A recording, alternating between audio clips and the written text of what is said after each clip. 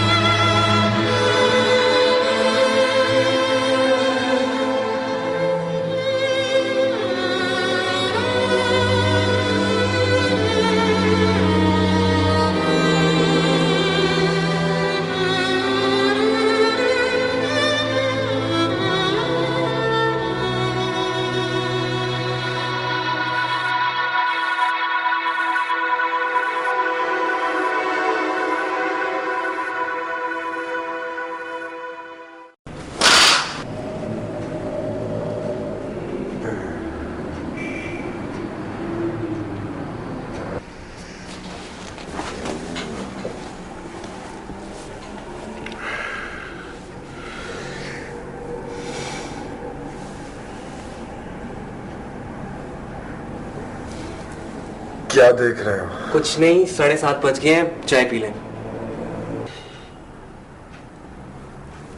हाँ,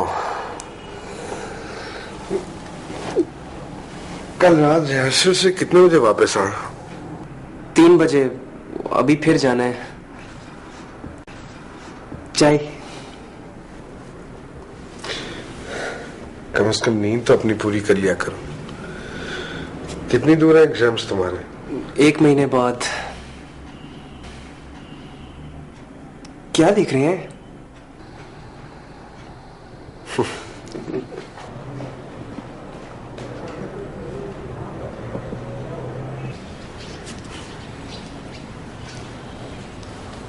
हाँ, ठीक हो गई? बिल्कुल बहू, आज तो बिल्कुल गलती नहीं हुई। अच्छा, इस दफा क्या परफॉर्मेंस दे रहे हो? आप फेस्टिवल में आके खुद देख लीजिएगा। स्टोरी मुझे पहले से बता देना, क्योंकि मुझे तुम्हारा ये डांस समझ में नहीं आता है। ओहो बाबू, उसको डांस नहीं माइन कहते हैं, माइन। एक ही बात है भाई। एक बात नहीं है। अच्छा, फिर फर्क बताओ मुझे, ताकि मुझे भी कुछ समझ में आए। भाई, इसमें वही फर्क है जो गजल और नज्म में होता है। काफिया, रदीफ, बहर, वजन सब एक जैसा, सिर्फ कंटेंट जरा मुख्तलिफ। जूते नहीं पहनेंगे आज? अरे हाँ, थैंक यू। तो आप क्या करते हैं? अच्छा किया याद दिला दिया, वरना मुझे आज ऑफिस बगैर जूतों के नंगे पांव ही जाना पड़ता। एक बात बताओ अर्शद, कि अगर तुम्हारे इस ड्रामे में डायलॉग्स को शामिल कर लिया जाए तो क्या बिगड़ जाएगा इसका? डायलॉग्स? माइन माइन नहीं रहेगी। वैसे भी आर्ट में कोई कॉम्प्रोमाइज नहीं होता। आर्ट? तुम आर्ट इसी को कहते हो जो किसी की समझ में ना आए। बहुत सी ऐसी बातें होती हैं जो इंसान को बगैर कहीं भी समझ आ जाती हैं। अपनी घड़ी को देखें, कहने को तो इसकी सुइयां सिर्फ हरकत कर रही हैं, लेकिन आपको वक्त का भी पता बता रही हैं। इसी तरह इंसान के हाथ, आंख, पैर सब बोलते हैं। और वैसे भी अक्लमंद को इशारा ही काफी होता है। खूब बोलते हो, बैठे बिठाए बेवकूफ बना दिया तुमने। अच्छा हाँ, बिफोर आई फॉरगेट, वो मेरा आफ्टर शेव खत्म हो गया है, हो सके तो आते हुए वो लेते आना। आपने खाली वाली बोतल कहाँ रखी है? क्यों, तुमने क्या करनी है? बहू कुछ भी कर लूंगा।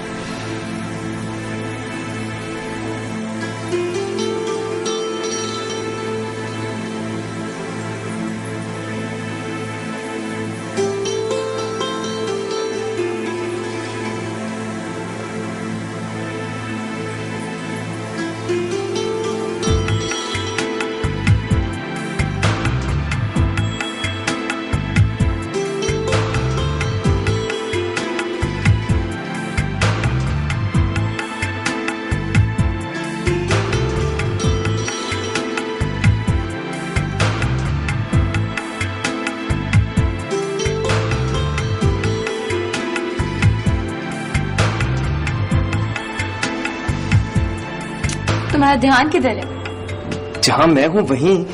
वो तो दिख ही रहा है। तुम सोच क्या रहे हो? अपने गिर्द मूव करते इन परफॉर्मर्स को देखो। बजाय इनका अपना एक अलग वजूद है, लेकिन जैसे स्टोरी का हर फिक्रा तुम्हारे साथ जुड़ा है, वैसे ये भी तुम्हारे बगैर एग्जिस्ट नहीं कर सकते। मैं भी नहीं। क्यों? क्योंकि मैं इस प्ले की हीरोइन हूँ और ये कहानी मेरे गिर्द घूमती है। क्यों, तुम्हें जलन हो रही है क्या? नहीं इरम, इंसान की कायनात का एक ही मरकज होता है, वो जहां से शुरू होती है वहीं आके खत्म होती है। तुम्हारी कायनात का क्या मरकज है? मेरा बाऊ। बहुत मोहब्बत करते हो अपने बाऊ से। मोहब्बत जब अकीदत का रुतबा हासिल कर ले तो उसका चेहरा मेरे बाऊ जैसा हो जाता है। सलमान, हमाद,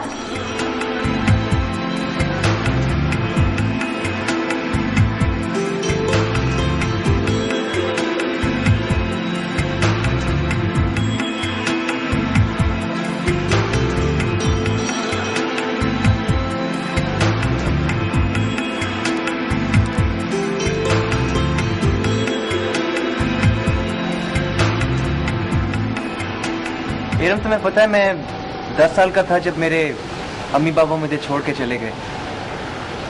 ऐसे में अगर मेरे बाबू मुझे सहारा ना देते तो शायद। No doubt is a great man. जितनी फिक्र उन्हें तुम्हारी रहती है ना, इतनी तो मेरी मम्मी को भी मेरी रहती। कभी कभी सोचती हूँ कि ये रिलेशनशिप कैसा होता होगा, जिसमें प्यार, अकीदत, ममता और मोहब्बत जैसे सभी रंग शामिल हो, बिल्कुल तुम्हारे और तुम्हारे बाबूजी की तरह। उन्होंने कभी शादी नहीं की ना? की थी, पर डिडंट वर्क आउट, डाइवोर्स हो गई थी। दुनिया में ऐसे बहुत कम लोग हैं जिन्होंने अपने मकसद की खातिर अपनी जिंदगी की तमाम खुशियां कुर्बान कर दी। ऐसे एक शख्स है मेरे बाबू। मुझे गोद लेके उन्होंने जो जिम्मेदारी उठाई उसको ऐसे निभाया कि उनकी जिंदगी का मकसद बन गया।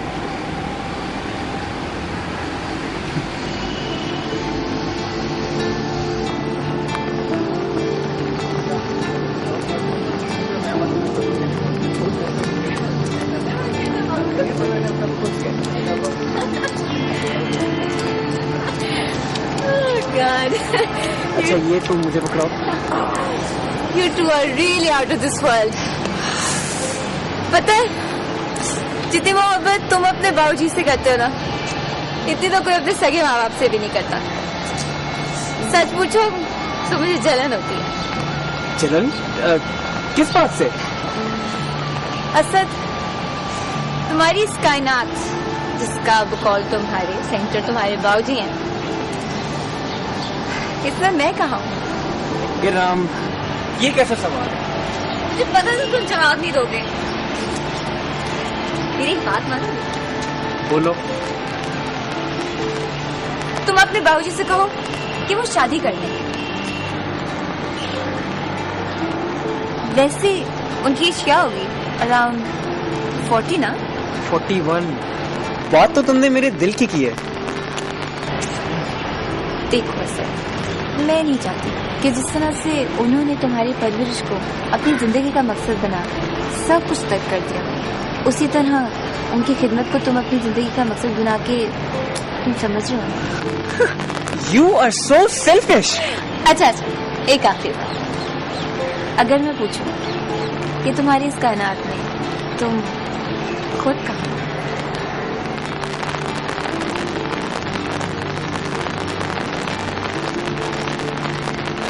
कहीं नहीं।